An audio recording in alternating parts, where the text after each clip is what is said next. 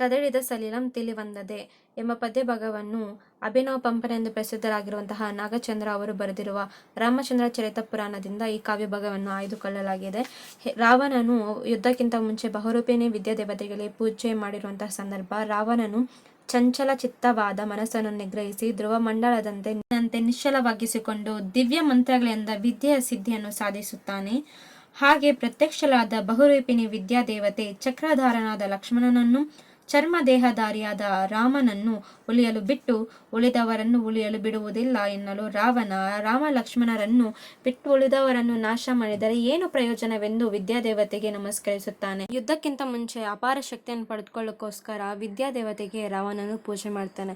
ರಾವಣನಿಗೆ ದೇವರು ಪ್ರತ್ಯಕ್ಷ ಕಾಣ್ಬಿಟ್ಟು ನಮ್ಗೆ ಈ ಥರ ಯುದ್ಧದಲ್ಲಿ ನಾನೇ ಗೆಲ್ಬೇಕಂತ ಹೇಳ್ತಾನೆ. ಅವರು ಹೇಳ್ತಾರೆ ವಿದ್ಯಾದೇವತೆ, ನಾನು ರಾಮ ಮತ್ತು ಲಕ್ಷ್ಮಣನು ಬಿಟ್ಬಿಟ್ಟು ಎಲ್ಲರನ್ನೂ ಕೊಂತೀನಿ ಅಂತ ಹೇಳ್ತಾರೆ. ಆದರೆ ಅವರಿಬ್ಬರನ್ನ ಬಿಟ್ಬಿಟ್ಟು ಎಲ್ಲರನ್ನೂ ಕೊಂದೋದಲ್ಲಿ ಏನು ಪ್ರಯೋಜನ ಅಂತ ರಾವಣನಿಗೆ ಅನಿಸುತ್ತೆ. ಆದರೆ ನಮಸ್ಕರಿಸ್ತಾರೆ, ವಿದ್ಯಾದೇವತೆ ಮಾಯವಾಗ್ತಾರೆ. ಹೊರ ಬಂದ ಶಾಂತಿಜಿನ ದೇವಾಲಯವನ್ನು 3 ಸುತ್ತು ಪ್ರದಕ್ಷಿಣೆ ಹಾಕಿ ನಮಸ್ಕರಿಸಿ ತನ್ನ ಅಂತಃಪುರಕ್ಕೆ ಬರುತ್ತಾನೆ. ಬರುವಾಗ ಅಂಗರಾಜರು ತಮ್ಮ ಬಿಡಿನತ್ತ ತೆರಳುವುದನ್ನು ಕಾಣುತ್ತಾನೆ. ಮಂಡೋದರಿ ಮತ್ತು ಇತರ ಅಂತಃಪುರದ ಸ್ತ್ರೀಯರು ಬಾಡಿನ ಮುಖವನ್ನು ಕಂಡು ರಾವಣ ಏಟು ತಿಂದ ಸಿಂಹದಂತೆ ಗರ್ಜಿಸುತ್ತಾನೆ. ಅಂತಃಪುರದ ಸ್ತ್ರೀಯರನ್ನು ಕುರಿತು, ನಿಮಗೆ ಎಷ್ಟು ನೋವನ್ನು ಉಂಟು ಮಾಡಿದ ಆ ಅಂಗಾದಿಗಳನ್ನು ಹೊಂಬು ಗಂಟಾಕುವಷ್ಟರಲ್ಲಿ ಸೆರೆ ಹಿಡಿದು ತಂದು ನಿಮ್ಮ ಮುಂದೆ ಬಹು ವಿಧವಾಗಿ ಅವಮಾನಿಸುತ್ತೇನೆ ಎಂದು ಸಮಾಧಾನ ಮಾತುಗಳನ್ನು ಹೇಳಿ ಶಾಂತಿಜಿನ ಭವನದೊಳ್ ಮಹಾಪೂಜೆಯಂ ಮಾಡಿಸಿ ನಂತರ ಆಹಾರವನ್ನು ಸೇವಿಸಿ ಮತ್ತೊಮ್ಮೆ ಬಹುರೂಪಿಣಿ ವಿದ್ಯಾ ಪ್ರಭಾವವನ್ನು ಪರೀಕ್ಷಿಸಿ ಸಂತಸ ಮನಸ್ಸಿನಿಂದ ಹೊರಬರುತ್ತಾನೆ. 3 ಲೋಕಗಳಲ್ಲಿಯೂ ನನಗೆ ಸಮನಾದವನು ಯಾರು ಯುದ್ಧದಲ್ಲಿ ತನ್ನ ಎದುರು ನಿಲ್ಲಬವರು ಎಂದುಕೊಳ್ಳುತ್ತಾ ತನ್ನ ನೀಲಬಾಹುಗಳನ್ನು ನೋಡಿಕೊಂಡು ಸೀತೆಯ ಮುಖ ಕಮಲವನ್ನು ಅವಲೋಕಿಸಲು ವಿಶೇಷ ಕಾತರನಾಗಿ ರಾವಣನು ಹೂಬಾಣಗಳಿಲ್ಲದ ಮನ್ಮಥನಂತೆ ಪ್ರಮೋದವನಕ್ಕೆ ಬಂದನು. ಅಂತೂ ಬರದಿಂದ ಬರುವ ರಾವಣನನ್ನು ವೀರ ಪರಾಕ್ರಮದ ವೀರ ಸೌಂದರ್ಯವನ್ನು ಕಲಬಲದಲ್ಲಿರುವ ವಿದ್ಯಾಧರ ಸ್ತ್ರೀಯರು ರಾಕ್ಷಸ ಪತ್ನಿಯರು ಸೀತಾದೇವಿಗೆ ತೋರಿಸುತ್ತಾರೆ.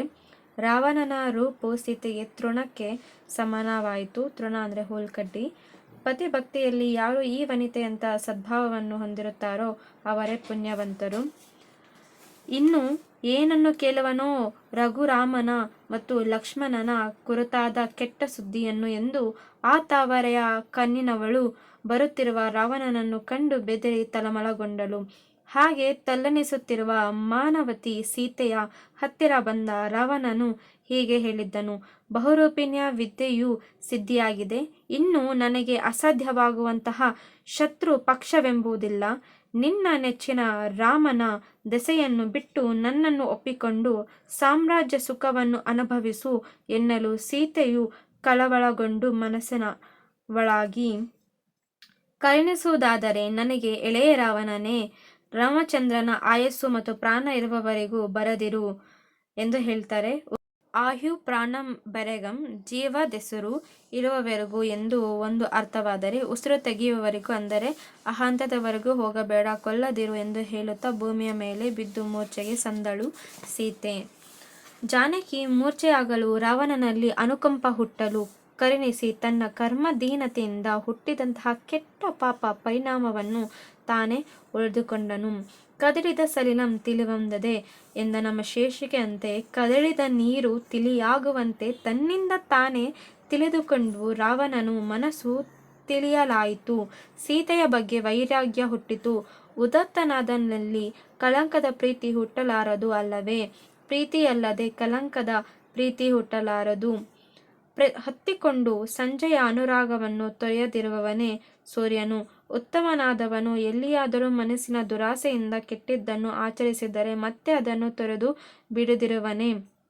ಅಂಥ ಮನಸ್ಸಿನಲ್ಲಿ ಮೂಡಿದ ಕಾರುಣ್ಯ ರಸವೇ ಸೀತೆಯ ಮೇಲೆ ಉಂಟಾದ ಪ್ರೀತಿಯನ್ನು ಕಳೆಯಿತು. ಸ್ವಭಾವದ ಪರಿಣತಿಯಲ್ಲಿ ಸ್ಥಿರವಾಗಿ ನಿಂತ ರಾವಣನ ಮೂಲ ಉತ್ತಮ ಸ್ವಭಾವದಲ್ಲಿ ತನ್ನವರಾದ ಆಪ್ತ ಪುರುಷರ ಮಂತ್ರಿ ಪುರುಷರ ಜನರಿಗೆ ಹೀಗೆಂದು ಹೇಳಿದನು: ಗುಣವನ್ನು ಪರಿಪಾಲನೆ ಮಾಡುವುದಕ್ಕಾಗಿ ನನಗೆ ಮನಸ್ಸು ತೋರಲಿಲ್ಲ. ನನ್ನ ಕುರಿತು ಮನಸ್ಸು ಮಾಡಲಿಲ್ಲ. ದಿವ್ಯವಾದ ಉಡುಗೆ ತೊಡೆಗೆ ದೇಹವನ್ನು ಒಪ್ಪದೆ ವಿದ್ಯಾಧಾರ ರಾಜಲಕ್ಷ್ಮಿಯನ್ನು ಹುಲ್ಲುಕಡ್ಡಿಗೆ ಸಮಾನವಾಗಿ ಭಾವಿಸಿದ್ದಳು. ಈ ಸತಿಯೂ ಅದೇ ಅಲ್ಲದೆ ನಾನು ಪೌರುಷದ ಪ್ರಾಣಾಯಿ ತನ್ನ ಪಾಪದಿಂದ ಹೀಗೆ ಗುಣಹಾನಿಯನ್ನು ಬಯಸುತ್ತೇನೆ. ಸೀತಾರಾಮರು ಪರಸ್ಪರ ಪ್ರೀತಿಯನ್ನು ಹೊಂದಿರುವವರು. ಇಂಥ ಒಂದು ಜೋಡಿಯನ್ನು ಅಗಲಿಸಲು ಪ್ರಯತ್ನಿಸುವೆನು ನಾನು.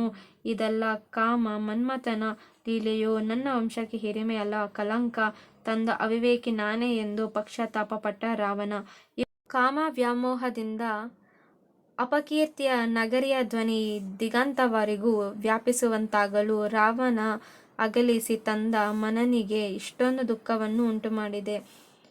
ಕಾಮ ವ್ಯಾಮೋಹದಿಂದ ಸೀತೆಯನ್ನು ರಾವಣನಿಂದ ಬೇರ್ಪಡಿಸಿ ತಂದ ನಾನು ಈ ವನಿತೆಗೆ ಇಷ್ಟೊಂದು ದುಃಖವನ್ನು ಉಂಟುಮಾಡಿದೆ. ಇದರಿಂದಾಗಿ ವಿನಾಶದ ಕೆಟ್ಟ ಬೇರೆಯೇ ಶಬ್ದ ಉಂಟಾಯಿತು. ನನಗೆ ವಿಭೀಷಣನ ಆದರಿಂದಲೇ ಹಿತನುಡಿಯನ್ನು ಕೇಳಲು ಆತನನ್ನು ವಿನಯವಂತನಲ್ಲದ ನಾನು, ಧೈರ್ಯಸೇನೆಯಾದ ನಾನು ಗದರಿ ಗರ್ಜಿಸಿ ಬೈದು ವಿನಯವಂತವನಾದ ಆ ತಮ್ಮನನ್ನು ಹೊಡೆದೋಡಿಸಿ ಕಳೆದೆ.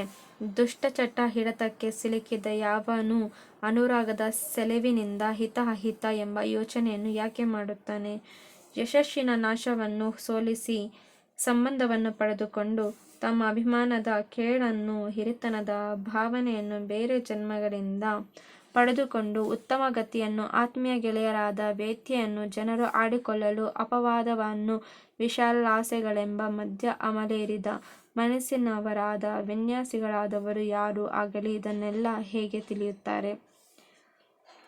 ನೀನಲ್ಲದೆ ಈಗೆಲ್ಲ ಕರೆದುಕೊಂಡು ಹೋಗಿ ಕೊಟ್ಟರೆ ನನ್ನ ಪರಾಕ್ರಮವೂ ಸ್ಥೈರ್ಯವೂ ಶೌರ್ಯವೂ ಖ್ಯಾತಿಯೂ ನಾಶವಾಗಿ ಹೋಗುತ್ತದೆ, ಬದಿಗೆ ಸರಿದಂತಾಗುತ್ತದೆ. ಹಾಗಂತೆ ಬಾಹುಬಲವನ್ನು ಇಕ್ಕಡೆಯ ಸೇನೆಯು ಹೊಗಳುವಂತೆ ಕಲಗದ ಕೊನೆಯಲ್ಲಿ ರಾಮ ಲಕ್ಷ್ಮಣರನ್ನು ರಥಹೀನರನ್ನಾಗಿ ಮಾಡಿ ಹಿಡಿದು ತಂದು ನಾನೇ ಸೀತೆಯನ್ನು ಕೊಡುತ್ತೇನೆ ಎಂದು ನಿಶ್ಚಯಿಸಿ ತನ್ನ ಅರಮನೆಗೆ ಬಂದು ನೀನು ಅಂಜದಿರು ಎಂದು ಮಂಡೋದರಿಗೆ ಹೇಳಿ ರಾಣ ಸನ್ಹಾ ಬೇರಿಯನ್ನು ಹೊಡೆದಾಸಿದನು.